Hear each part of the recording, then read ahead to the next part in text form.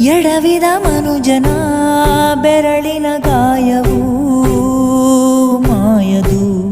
ಹಗೆಯಲಿ ಕೋವಿಗೆ ತಲೆ ಕೊಡೋ ಮರುಳರ ಗುಡಿಯಲಿ ದೈವವು ಕಾಯದು.